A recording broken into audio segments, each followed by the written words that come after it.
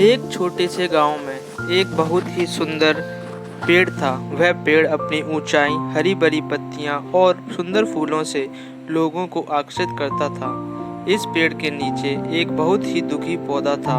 वह पौधा खुद को असमर्थ समझता था क्योंकि उसकी ऊंचाई बहुत कम थी और उसकी पत्तियां सूख रही थीं।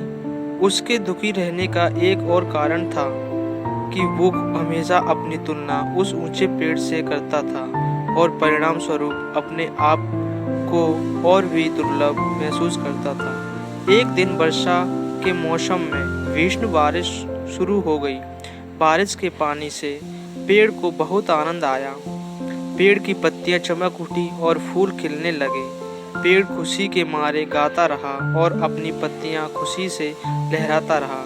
यह बारिश सिर्फ उस पेड़ के लिए नहीं थी, बारिश का पानी छोटे पौधे को भी मिला। उस दिन जब बारिश थम गई, उसी समय धरती पर जब धूप ने पहली किरण फैलाई, तभी वह पौधा अपनी पत्तियों को फैलाने लगा। धूप की किरणें उस पौधे को चूमने लगी और उसे शक्ति देने लगी। उस पौधे को अचानक एहसास हुआ कि वह खुद को कम आंक रहा था, जबकि वो अपने आप को थोड़ी मेहनत कर बलवान बना सकता है।